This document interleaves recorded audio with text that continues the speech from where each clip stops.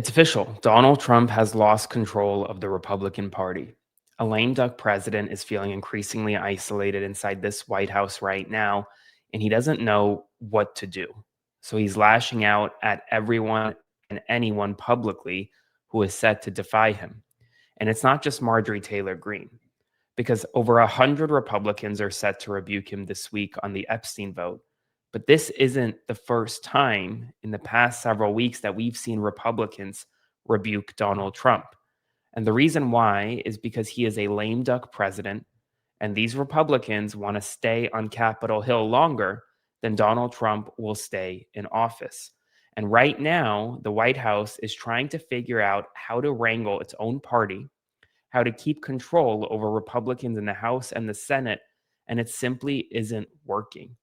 Donald Trump is not listening to White House aides who essentially have told him, step back and do something different as it relates to the Epstein files. Instead, he's leaned in, lashing out at Marjorie Taylor Greene, demanding that Pam Bondi, his attorney general, open up an investigation into just Democratic officials or Democratic individuals and institutions who could be connected to Jeffrey Epstein. And at the same time, Republicans in the House and the Senate are trying to figure out what's next for the Republican Party because Donald Trump and Trumpism clearly isn't it. And while everyone's talking about Marjorie Taylor Greene and Donald Trump right now, this rift started a lot longer ago. Because if you recall, last month, the Republican led Senate delivered a rare bipartisan rebuke of Donald Trump in a vote to terminate the emergency powers he used to set tariffs on Brazil, on Canada, and on the rest of the world. On Brazil, 5 Republicans joined all Democrats in voting to rebuke Donald Trump, including Susan Collins, Lisa Murkowski, Tom Tillis, Rand Paul, and Mitch McConnell. Remember these 5 names because ultimately, when the Epstein files petition gets to the United States Senate, these 5 are set to rebuke Donald Trump again. 4 of these 5 then later rebuked Donald Trump and voted to overturn his tariffs on every country across the world, and in another vote to overturn his tariffs on Canada. That was one situation. But then it got worse for him. He demanded that Republicans abolish the filibuster. Initiate the nuclear option, he said. Get rid of the filibuster. Why? Because to him, the Democrats have gone stone cold crazy. This was during the government shutdown. Did Republicans get rid of the filibuster? No. In fact, Republicans met with Donald Trump in the White House, and upon returning to Capitol Hill, they laughed. They realized that they can avoid voting to abolish the filibuster. They can avoid doing what Donald Trump wanted them to do. All they had to do was just not answer his phone calls at 3 in the morning.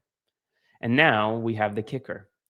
The White House official gave a warning shot to any Republican who signed Thomas Massie's discharge petition, telling this reporter that it would be viewed as a very hostile act to the administration.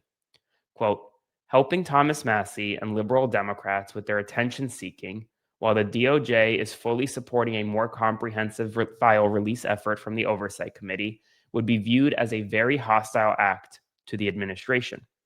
And yet, despite this statement, 4 Republicans signed on to the discharge petition, including Lauren Boebert, Nancy Mace, Marjorie Taylor Greene, and Thomas Massie, 3 of whom are some of Donald Trump's closest, or rather, former closest, allies. And as Donald Trump himself put it, he wouldn't want Marjorie Taylor Greene to be his enemy. And somebody that I just think is fantastic. This one, I never, ever want to have her as my enemy. Marjorie Taylor Greene. Where is she? She is so unbelievable. You are so unbelievable. Thank you. And I looked at some poll numbers. You're really up. But just pretend you're 1 point down, please, okay? But you're doing great. They love you. So that was Donald Trump just recently. So here's what you have. You have a president who is lashing out at those closest to him, making enemies with those who he never wanted to make enemies with. Why? Because he's a lame duck. Now, what's a lame duck? A lame duck president is someone who is in his final term, can't run for office again. See, we have term limits in the United States of America when it comes to the presidency, whether or not some within Donald Trump's circles want to admit it.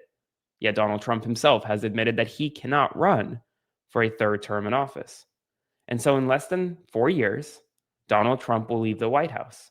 And so, too, will those around him. Because here's the thing: as a lame duck president, Donald Trump does not have the same grip he once had on his own party. Those on Capitol Hill are now faced with a choice. Do they side with Donald Trump in the hopes that his endorsement and his support could put them over the top in 2026 or 2028? Or do they leave? Do they break from the president that really helped them get into office, many of them, and stay in office? Because they know that this president is not the popular president within the Republican Party that he once was. Donald Trump's approval ratings across America, especially with independent voters, is underwater. Two-thirds of independents across America do not approve of the current state of our country, do not approve of the Trump presidency or the policies that he is putting forth. And as a result, you have a situation where many Republicans running in toss-up or right-leaning or left-leaning districts are forced to make a choice, whether to side with Trump or potentially get voted out. Because here's now what they're between a rock and a hard place. Say they come out and say, we're not going to support Trump and his policies, we're going to break from Trump. Well, then you're going to have a sect of the MAGA base who are extremely upset with you. But say you don't do that, then you're going to have Democrats and independents who you need to win to keep your seat in Congress mad at you. And so, with the president losing grip over his own party, behind the scenes, he's lashing out. He's lashing out at anyone and everyone, both publicly and privately. Marjorie Taylor Greene may be the current target of the president's, but she won't be the only target of the president's. Because after Tuesday, when more than 100 Republicans break from Donald Trump and vote to release the Epstein files, he will lash out like we've never seen before. So get ready. Get ready for a lash out that we will never see before. I will provide you updates throughout the day, into Tuesday, into Wednesday. Spread the word. Make sure to like, comment, share, and subscribe to support my work so more people know. And I'll see you soon with another update. So stay tuned for more.